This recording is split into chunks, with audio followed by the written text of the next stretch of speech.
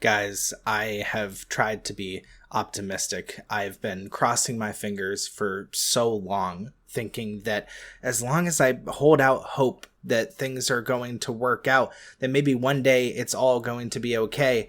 But I am starting to lose faith at this point. And I know I've stuck it out so far, and it's just like, why give it up at this point? But I can't take it anymore. So I'm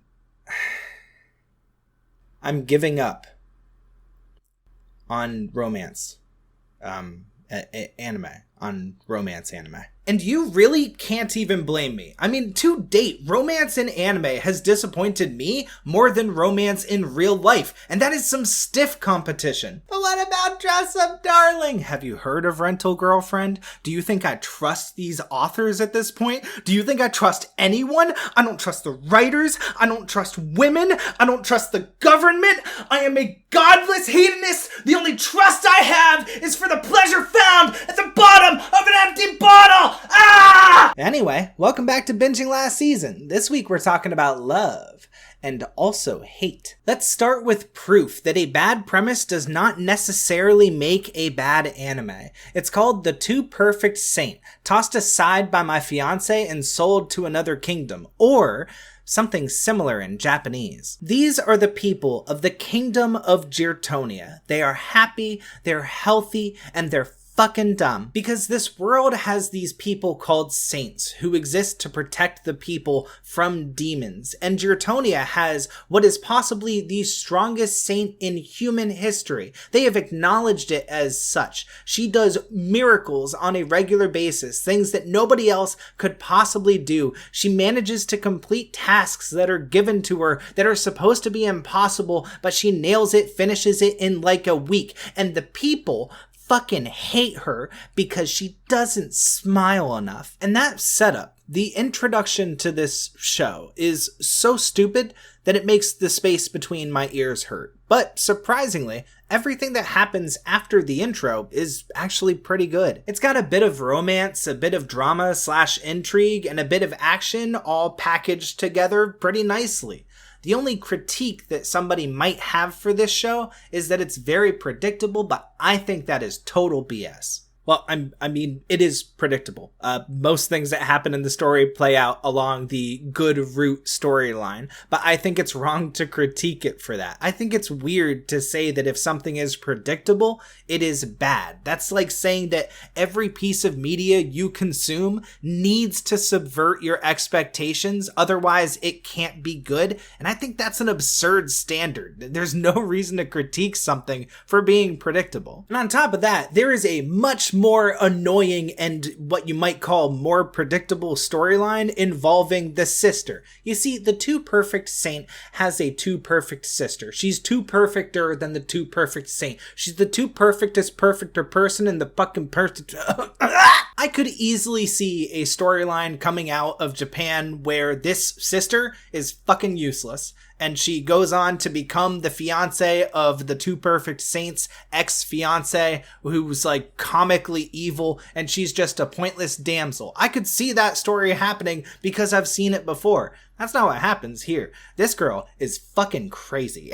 And the moment she finds out that they excommunicated her sister, she vows in her, like from the bottom of her soul, to be the ruin that comes to this fucking country. She will tear down everybody involved, including her quote unquote fiance and her own parents, and just she goes on a fucking warpath. I don't think that was predictable. And that was one of my favorite parts of this show. I loved that aspect. This one may have been basic, but I enjoyed it a lot, so I gave it an 8 out of 10. I think it's on the lower side of 8, but I think it's still an 8. I enjoyed the way that they told the stories of both kingdoms sort of side by side, so it felt like we had two main characters. I enjoyed a lot of the background art. The sketches were really soft and gentle and nice, and it's just, the show was a pleasant experience. You know, the characters didn't have to go through infinite suffering for growth, or well, they kind of did at the start part, but not during the time that I was watching it, so it doesn't count. The other one for this video is The Gorilla God's Go-To Girl, an anime with such a good premise that it seems impossible for it to suck this much. Full disclosure, I gave this show a 3 out of 10. That is the worst score that I have ever given to any anime that I actually finished. And the reason why I'm telling you that up front is because sometimes I worry that you guys might watch these videos and think to yourselves, you know,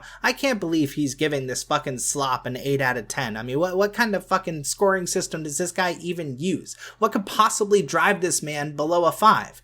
Now we have an example. So let me tell you. Like I said, the idea is great. We have our Cinderella character, Sophia, and Sophia is a low-ranking noble who goes to noble high school, but she's introverted and shy. And when the people in this world come of age, they're blessed by various animal gods, and when she gets her blessing, it is the second most powerful combat blessing, the blessing of the gorilla. In other words, she becomes our Harambe.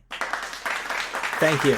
Thank you. I worked hard on this. But then you watch it and you realize things aren't exactly playing out like you thought that they would. There's not a lot of monkeying out. There's not a lot of Hulk smash moments. It's more so she gets dragged around to places that she doesn't necessarily even want to be. She gets forced into becoming a junior knight even though she doesn't necessarily want to and had initially planned to fail the exam. But then she meets cute boys and decides to stick around, I guess. But that's fine. It doesn't necessarily live up to its potential in my opinion, but that's just my opinion, and they wanted to write a more bog standard romance that's set in a pretty interesting world, and they're not necessarily taking advantage of that, but whatever. This was perfectly okay up to about the halfway point. I would have given it like a 6 out of 10. That's where my head was at. But after the halfway point, they just veer off into any half-assed direction that they feel like for that particular episode. Up until episode 6, I would describe it as a vanilla romance where she ends up choosing the one that she wants to be with and they end up as a couple.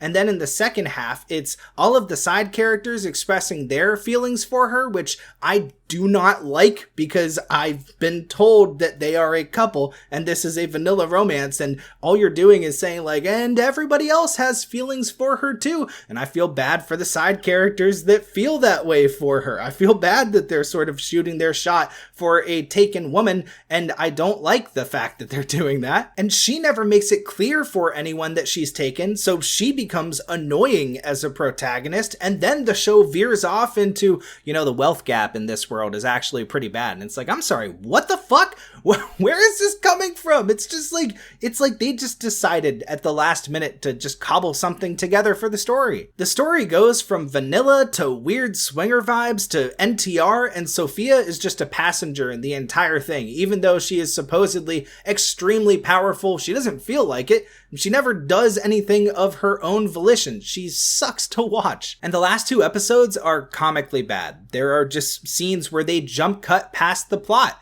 There's genuinely a scene where they just go, we have to do our best to protect the school and make sure that they don't take it over.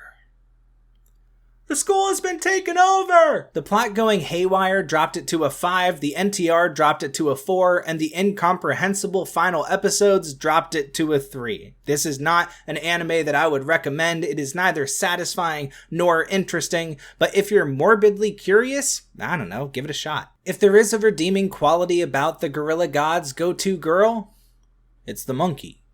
The best character is the monkey. You should have gone full monkey.